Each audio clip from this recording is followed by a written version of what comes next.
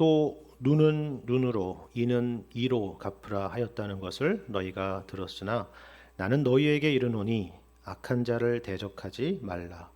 누구든지 내 오른편 뺨을 치거든 왼편도 돌려대며 또 너를 고발하여 속옷을 가지고자 하는 자에게 겉옷까지도 가지게 하며 또 누구든지 너로 억지로 오리를 가게 하거든 그 사람과 심리를 동행하고 내게 구하는 자에게 주며 내게 꾸고자 하는 자에게 거절하지 말라.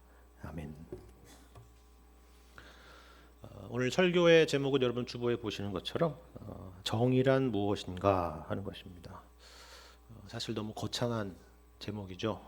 추상적으로 느껴질 수도 있을 것입니다. 정의라는 게 뭘까요? 쉽게 말해서 정의라고 하는 것은요, 바르다, 옳다 그런 의미입니다. 그 반대는 당연히 바르지 않다, 옳지 않다 이런 것이겠죠. 어떤 일이나 어떤 상황에 대해서 이건 참 옳은 일이야 라고 말할 수 있는 것, 그것이 바로 쉽게 말해서 정의라는 것입니다. 이런 맥락에서 하나님은 언제나 의로우십니다. 왜냐하면 하나님은 언제나 옳으시기 때문입니다.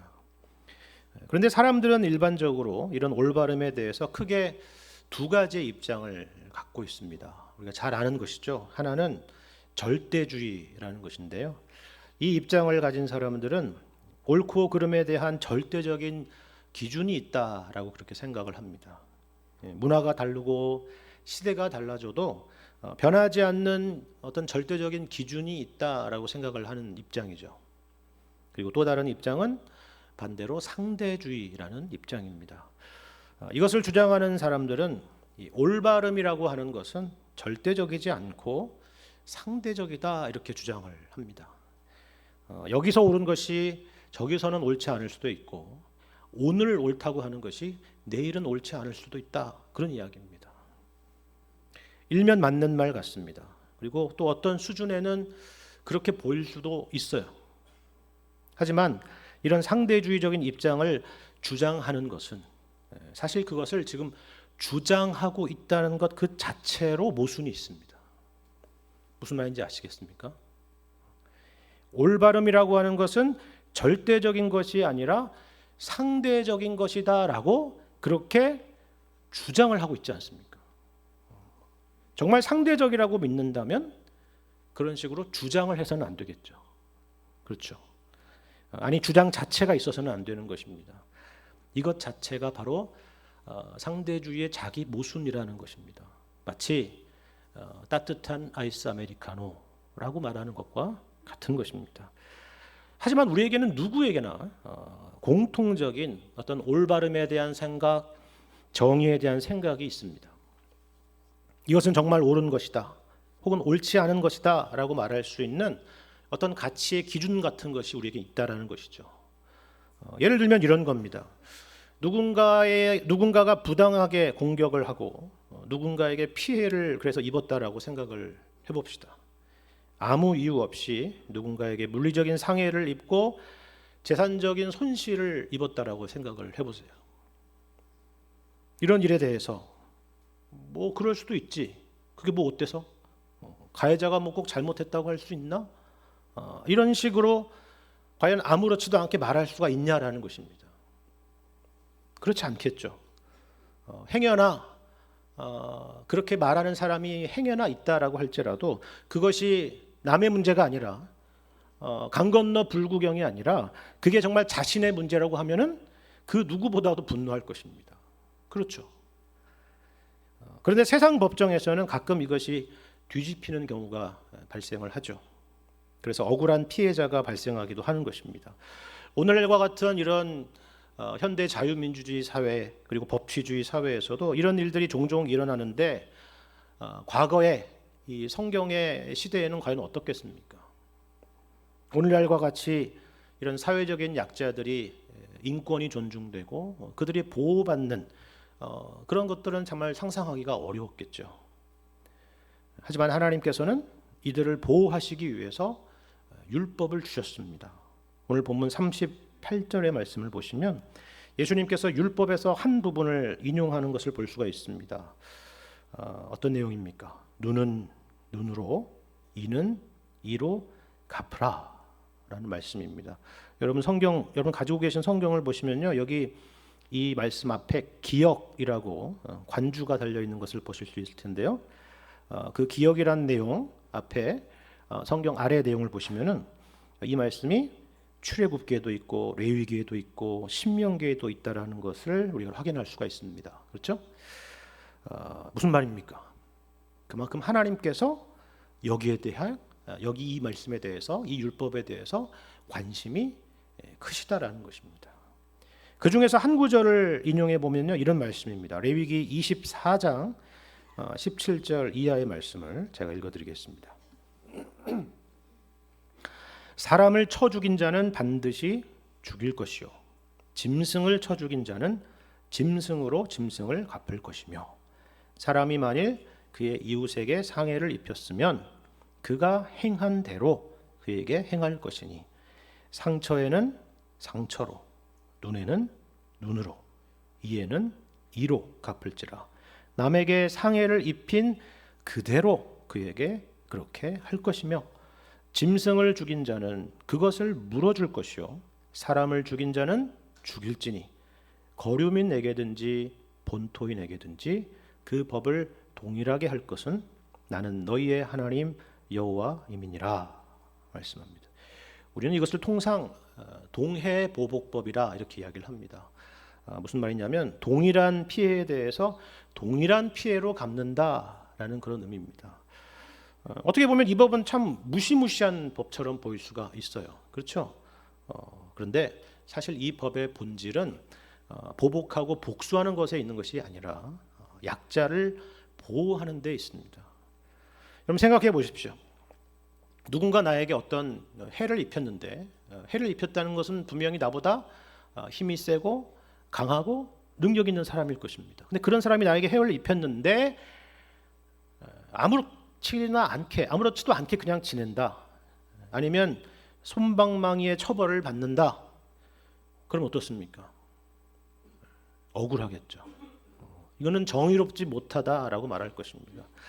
그래서 상해를 입힌 만큼 동일하게 가해자에게 처벌을 하는 것, 이것이 바로 동해보복법의 원리죠. 1대1의 정의입니다. 그런데 우리가 여기서 놀라는 것은요, 이 법에 있어서 예외가 없다라는 것입니다. 방금 읽은 22절 말씀에도 이렇게 말씀하지 않습니까? 거류민에게든지 본토인에게든지 그 법이 동일하다라는 것입니다. 왕이든 하인이든 상전이든 종이든 가진 사람이든 그렇지 않은 사람이든 간에 모두에게 동일한 법이다라는 것입니다. 왜냐하면 이 법은 사람이 정한 법이 아니기 때문입니다. 지금처럼 국회에서 법을 만드는 법이 아니기 때문입니다. 하나님이 정하신 법이기 때문이죠. 그런데 중요한 것은 이러한 동해보복법이 개인적으로 시행될 수 있는 것은 아니다라는 것입니다. 너 나를 때렸으니까 나도 너를 때리러 갈 거야. 이렇게 되는 것이 아니라는 거예요. 누구든지 이런 상황이 발생하면 그 문제를 가지고 공개적인 재판의 자리에 가야만 했습니다. 그리고 거기서 판결하는 대로 율법대로 판결을 하는 것이죠. 왜 그렇게 하도록 했을까요? 여기에는 우리가 생각해 볼 만한 몇 가지 중요한 이유가 있습니다. 하나는 이것입니다. 우리는 가해자가 우리를 가해한 것과 동일한 정도로 그 가해자에게 돌려줄 수가 없기 때문에 그렇습니다. 여러분이 어렸을 때 친구에게 했던 가벼운 장난이 큰 싸움으로 번진 것들을 경험하셨거나 보신 경우가 많았을 것입니다. 주고받는 장난이 1대1로 가는 것이 아니라 점점 세졌기 때문이죠. 그렇지 않습니까? 이처럼 누군가가 나에게 1의 손해를 입혔다 그러면 우리는 그 이상의 손해로 돌려주려고 하는 것이 인간의 본성입니다. 누가 내 한쪽 눈을 찔렀다면 우리는 그 사람의 두 눈을 찌르고 싶을 것입니다. 여러분 무협 소설 같은 걸 보면 그렇지 않습니까? 두 가문 사이에 복수가 끊이질 않습니다. 아버지의 복수를 갚기 위해서 아들이 칼을 갈고 있습니다. 그렇죠? 그리고 그 피해자 그 아들이 복수를 갖고 나면 이제는 또 피해를 입은 그 가문의 아들이 또 복수의 칼을 갈고 있습니다. 그렇게 해서 복수가 복수를 낳고 또 복수가 복수를 낳는 것입니다. 끝이 없는 것이죠. 창세기 4장을 보시면 인류의 최초의 살인자 가인이 등장합니다. 가인이 동생 아벨을 죽이죠. 그런데 그 가인이 그 일을 저질렀을 때는 언제고 복수를 두려워합니다. 그때 하나님께서 가인에게 표를 주시면서 죽임을 면하게 하십니다. 은혜를 베푸신 것이죠. 그런데 나중에 그 가인의 후손이었던 라멕이라는 사람이 또 사람을 죽이는 사건을 기록하고 있습니다. 왜 라멕은 사람을 죽였느냐? 라멕이 말하기를 이렇게 말해요. 나의 상처로 말미암아 내가 사람을 죽였다라는 것입니다. 무슨 말인지 아시겠죠? 상처를 입었으면 어떻게 한다고요? 상처를 줘야죠. 근데 상처에 상처로 대응하는 것이 아니라 어떻게 했다고요? 살인으로 보응하는 것. 이것이 바로 죄인된 인간의 본성이다라는 것입니다. 누군가가 여러분에게 어떤 모욕을 주거나 이유 없는 폭력을 가했다라고 생각을 해보십시오. 그때 우리는 내가 받은 것, 그 이상을 넘어서는 안 돼 이렇게 생각하면서 굉장히 조심하면서 나는 정확히 똑같은 고통을 상대방에게 줘야 되겠다 이렇게 생각하십니까? 그렇게 절제가 되나요? 그렇지 않을 것입니다. 누구나 그 이상을 생각합니다. 우리는 이처럼 1대1의 정량적인 정의를 만들어낼 수 없는 존재들이다라는 거예요. 그래서 개인적인 보복을 금지하는 것입니다. 이런 동해보복법이라는 율법을 주신 두 번째 이유도 우리가 함께 생각해 볼 필요가 있습니다. 첫 번째가 말씀드린 것처럼 개인적인 이유라고 하면은 이번에는 공동체적인 이유입니다. 오늘날 형법에도 이런 목적이 있죠. 공동체 전체를 대상으로 하는 일종의 경고성 차원의 의미입니다. 예방 차원의 의미죠. 이런 일을 저지르면 이런 형벌을 받게 될 거야 라는 것을 알림으로 인해서 그 범죄를 저지르지 못하게 하는 것입니다. 공동체 전체가 죄로 오염되는 것을 방지하기 위한 것이죠. 마지막으로 세 번째는 보다 적극적이고 긍정적인 이유인데요. 그것은 바로 하나님께서 우리의 영혼을 아끼시기 때문입니다. 하나님은 우리가 복수심에 사로잡혀서 살기를 원치 않으시기 때문입니다. 사무엘상 말씀을 보시면 정말 일평생 질투심과 살이에 사로잡혀 살았던 사람이 있었죠. 그 사람이 누구냐 하면 바로 사울 왕이었습니다. 사실 그럴 필요가 전혀 없는 사람 아닙니까? 사울이 누구예요? 이스라엘의 최대 권력자 아닙니까? 왕이지 않습니까? 그리고 사울의 곁에는 누가 있습니까? 아주 훌륭한 아들 요나단이 있고 아주 훌륭한 장수 다윗이 있고 무엇보다도 그의 영혼을 위해서 기도해 주는 사무엘이 있지 않았습니까? 아쉬울 것이 하나도 없는 사람이었죠. 그런데 사울은 다윗을 죽이려고 쫓아다니는 일에 이스라엘이라는 국력을 총동원했고 그의 평생을 허비했습니다. 사실 오히려 복수심을 가져야 될 사람은 사울이 아니라 영문 없이 쫓겨다녀야만 하는 다윗이겠죠. 얼마나 억울하겠습니까? 모든 일들이 자신의 뜻과는 상관없이 벌어지고 있기 때문입니다. 물론 다윗에게 복수의 기회가 몇 번 있었습니다. 하지만 다윗은 이 모든 상황을 하나님께 맡깁니다. 우리는 이 말씀을 읽으면 무슨 생각이 드나요? 모든 것을 가졌던 이 사울의 영혼이 오히려 가련해 보이는 것입니다.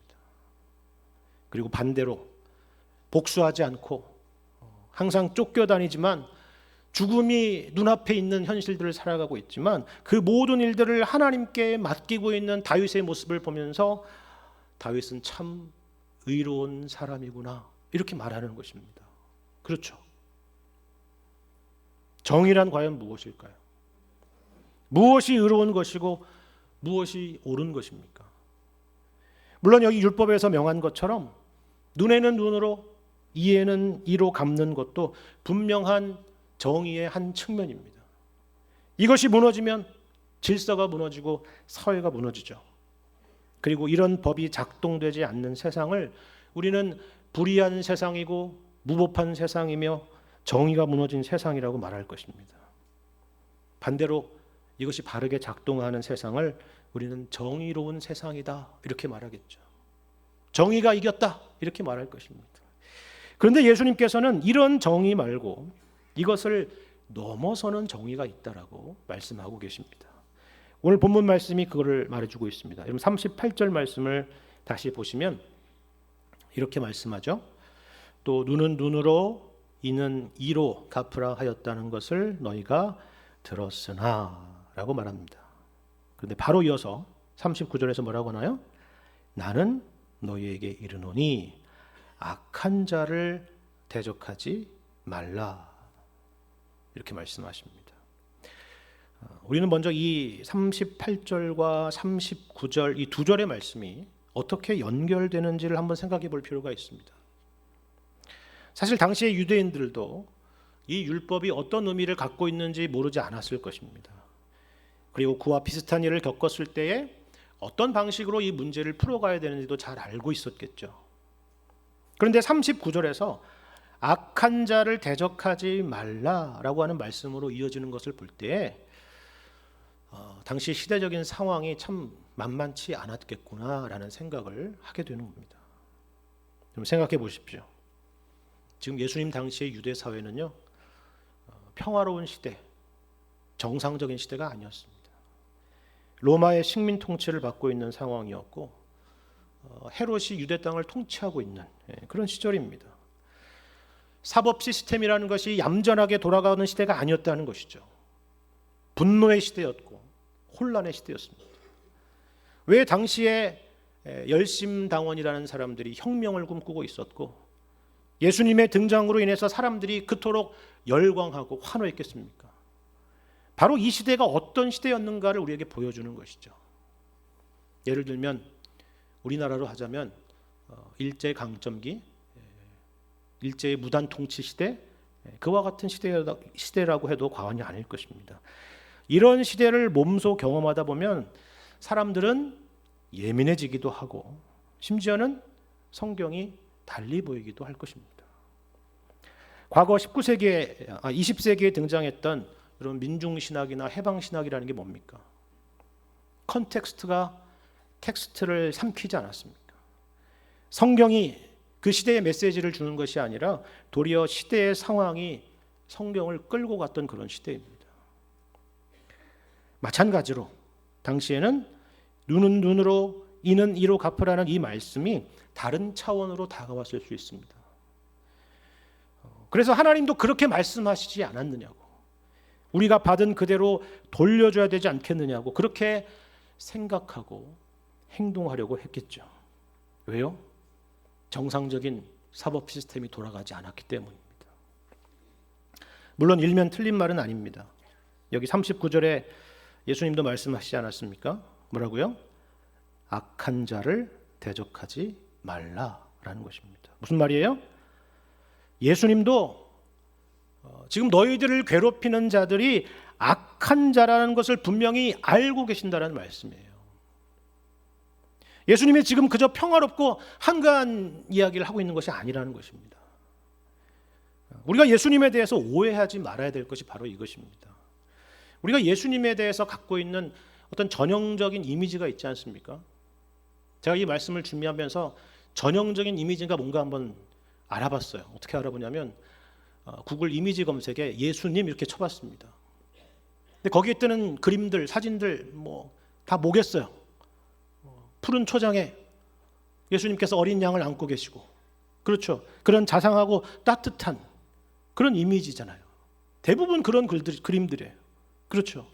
후광이 비치고 사랑이 넘치고 자상한, 그죠? 금발머리가 빛나고 그런 그림들입니다. 하지만 그것은 우리가 예수님에 대해서 보고 싶은 부분만 보는 것입니다.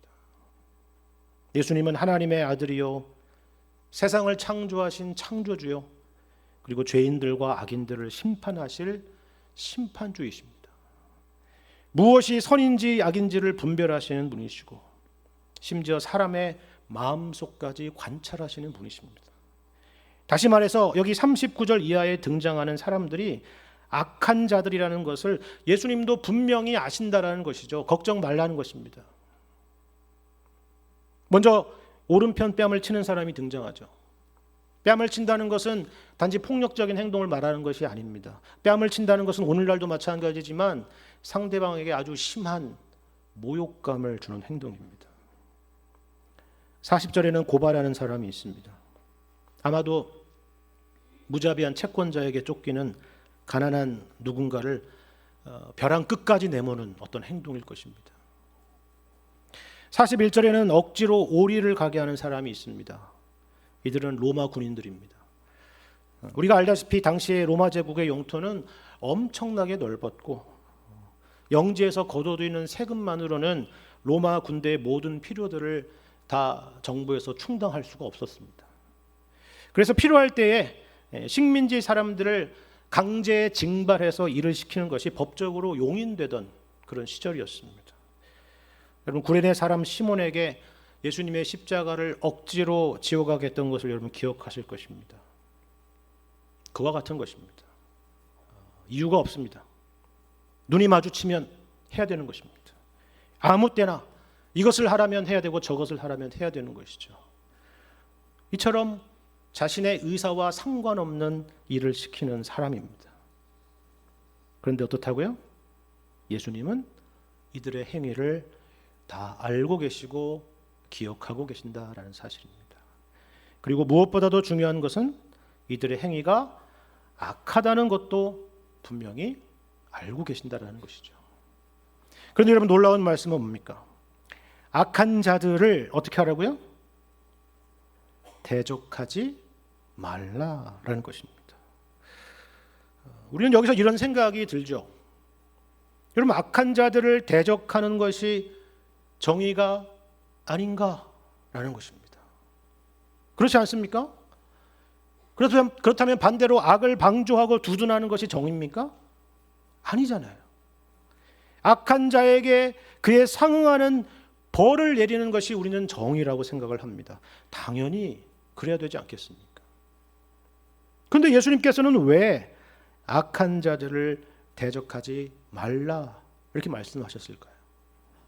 이 말씀의 의미는 과연 무엇입니까? 다시 말씀드리지만, 중요하기 때문에 다시 말씀드리지만, 예수님은 이들의 행동이 분명히 악한 것이다 라고 말씀하셨습니다. 그럼 생각해 보십시오. 우리가 악이나 죄에 대해서 생각하는 것이 더 크겠습니까? 아니면 예수님께서 악이나 죄에 대해서 생각하시는 것이 더 심각하고 크겠습니까? 당연히 예수님이시겠죠. 왜냐하면 예수님은 거룩하신 하나님이시기 때문입니다. 그에게는 어두움이 조금도 없으신 분이시기 때문이죠. 그렇다면 이 말씀의 의미는 과연 무엇일까요? 이것은 악에 항복하라는 의미가 아닙니다. 악에 무기력해지라는 의미도 아닙니다. 그저 수동적으로 당하고 체념하고 끌려다니라는 말씀을 하고 있는 것도 아니에요. 오히려 반대죠. 능동적으로 악을 이기라는 것입니다. 여러분, 여기 39절 이하에 등장하는 표현들을 보세요. 분명한 특징이 있습니다. 이게 다 뭘 강조하는지 아십니까? 수동성이 아니라 도리어 능동적인 행동에 대한 강조입니다. 보세요. 누구든지 내 오른편 뺨을 치거든 어떻게 해요? 맞아라. 뭐 이게 아니에요. 그죠? 왼편도 돌려대며 또 너를 고발하여 속옷을 가지고자 하는 자에게 어떻게 해요? 겉옷까지 가지게 하며 또 누구든지 너를 억지로 오리를 가게 하거든 어떻게 해요? 그 사람과 심리를 동행하고 내게 구하는 자에게 주며 내게 꾸고자 하는 자에게 거절하지 말라라는 것입니다. 모두 다 수동을 능동으로 다 바꾸고 있어요. 이처럼 악에 무기력하거나 끌려다니지 말고 능동적으로 행동하라는 것입니다. 다만 그 능동 안에 담겨 있는 내용이 다를 뿐입니다. 이게 중요한 것입니다. 우리가 잘 아는 로마서 말씀을 보면 이런 말씀이 있죠. 악에게 지지 말고 악을 악으로 갚지 말고 선으로서 악을 이기라라는 말씀입니다. 무슨 말이에요?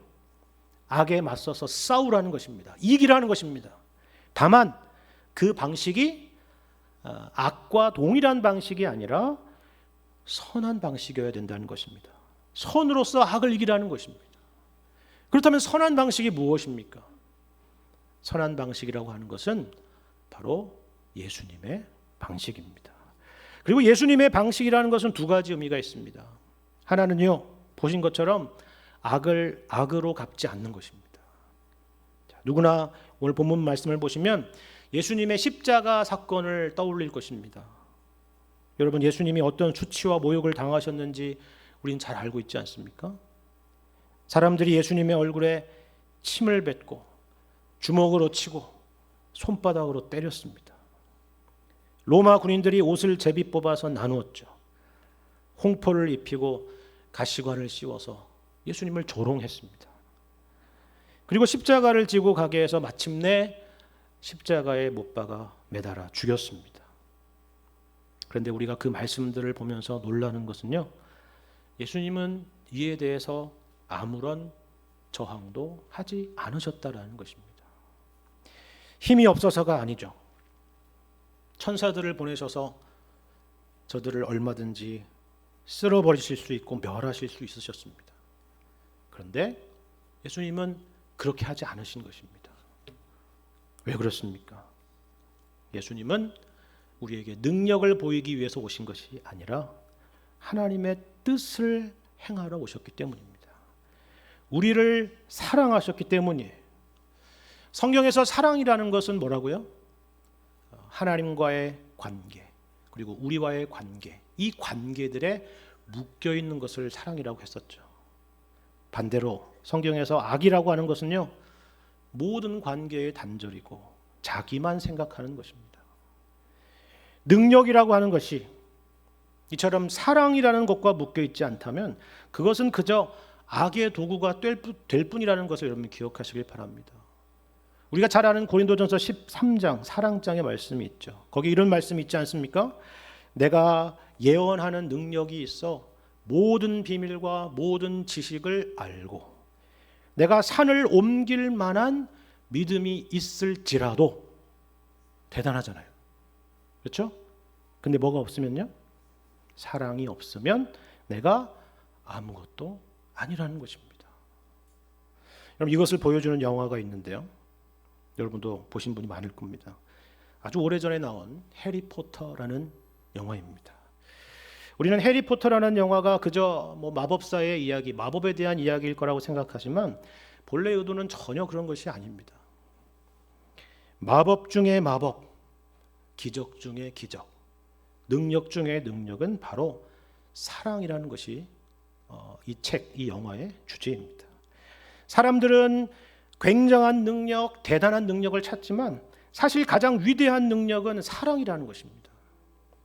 오히려 사랑이 없는 마법을 가진 사람은 비록 그 사람이 엄청나고 대단한 최고의 능력을 가졌다고 할지라도 그저 악마일 뿐이라는 것이죠. 그게 누구냐면 볼드모트라는 사람입니다. 여러분, 그 중에서 해리포터와 불사조 기사단이라는 편을 보면요, 이 볼드모트와 해리포터가 마지막에 대결하는 장면이 있는데요. 이 볼드모트라는 사람은 누구냐? 해리포터의 부모를 죽인 사람이고 나중에는 자신의 양아버지까지 죽인 아주 악당입니다. 그리고 가장 무섭고 모두가 두려워하는 그런 강력한 존재이자 해리포터의 원수죠. 그때 볼드모트가 해리포터에게 이런 말로 공격을 합니다. 너는 나약하고 약해 빠졌다라는 것이죠. 맞습니다. 볼드모트는 그 모습만으로도 두려운 존재인데 여러분, 해리포터 영화 포스터를 생각해 보세요. 얼마나 나약합니까? 그렇죠. 그걸로 공격을 하는 것입니다. 그때 해리포터가 뭐라고 하는지 아십니까? 나약한 건 너다라는 것입니다. 너는 사랑이나 우정이 뭔지 영원히 모르지 않느냐. 나는 오히려 그런 네가 불쌍하다. 이렇게 말하죠. 그 말에 볼드모트는 큰 충격을 받습니다. 이게 무슨 말인가 하는 것은 여러분 나중에 영화를 꼭 손주들과 함께 보시길 바랍니다. 사랑이 없는 능력이라는 것은요, 그저 악의 도구일 뿐입니다. 예수님은 그 길을 가지 않으셨습니다. 악을 악으로 갚지 않으셨습니다. 예수님의 방식이라는 것의 두 번째 의미는 이런 모습이 구원의 목적을 갖고 있다는 것입니다. 여러분 생각해 보십시오. 우리가 그런 사랑을 받지 않았습니까? 우리가 누구입니까?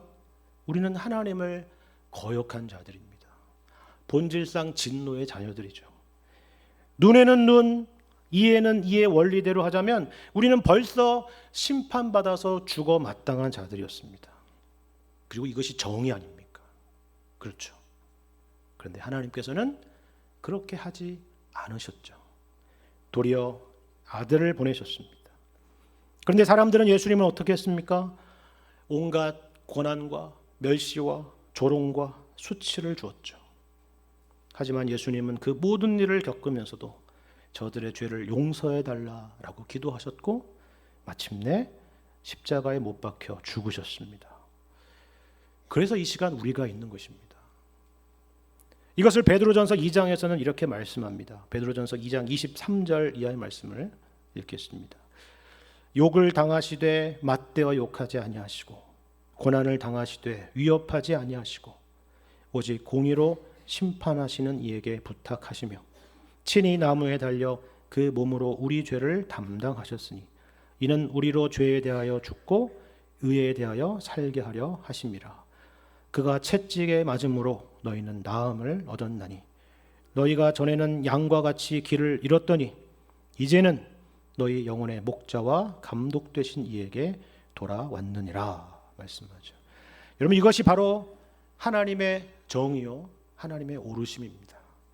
율법의 의로는 죽어 마땅한 자들이지만 그것이 곧 정의이지만 도리어 우리를 의로운 자들로 만드시기 위해서 예수님께서 친히 우리를 위해서 욕을 당하시고 고난을 당하시며 십자가에 죽으셨다라는 말씀입니다. 그래서 오늘 이 시간 우리가 있죠. 내가 옳다고 증명하는 정의가 아니라 상대방을 세우고 상대방을 옳게 만드는 정의. 이것이 바로 예수님의 의로우심이고 더 큰 의로우심이다라는 것입니다. 이러한 정의, 이러한 하나님의 의를 로마서 3장에서는 또 이렇게 말씀하고 있습니다. 로마서 3장 23절 이하의 말씀입니다. 모든 사람이 죄를 범하였음에 하나님의 영광에 이르지 못하더니 이것이 정의죠. 그렇죠? 그런데 24절 그리스도 예수 안에 있는 속량으로 말미암아 하나님의 은혜로 값없이 의롭다 하심을 얻은 자 되었느니라. 이 예수를 하나님이 그의 피로써 믿음으로 말미암는 화목제물로 세우셨으니 이는 하나님께서 길이 참으시는 중에 전에 지은 죄를 간과하심으로 자기의 의로우심을 나타내려 하심이니 곧 이때에 자기의 의로우심을 나타내사 자기도 의로우시며 또한 예수 믿는 자를 의롭다 하려 하심이라 말씀합니다. 그렇죠. 세상에는 두 가지 정의가 있습니다. 하나는 자기만 의로운 정의입니다. 눈에는 눈으로, 이에는 이로 반응하는 정의죠. 물론 그것도 분명히 옳습니다. 하지만 그 정의는 차갑고 외로운 정의입니다. 그저 그것으로 끝나는 정의입니다. 그 이상을 생각할 수 없는 정의죠. 하지만 또 다른 정의가 있습니다.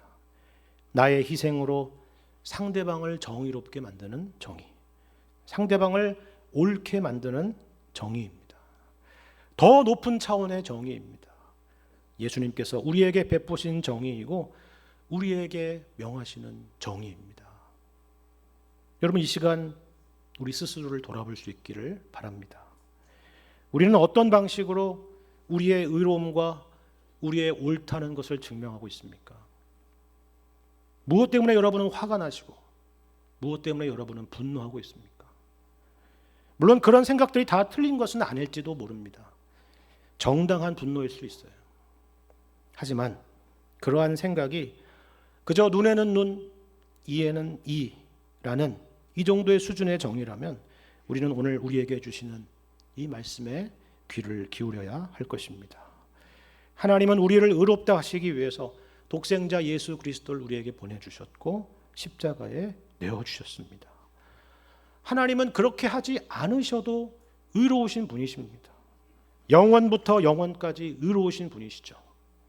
죄인된 우리를 얼마든지 심판하셔도 그 하나님의 의로우심에 일도 해가 되지 않는 그런 분이십니다.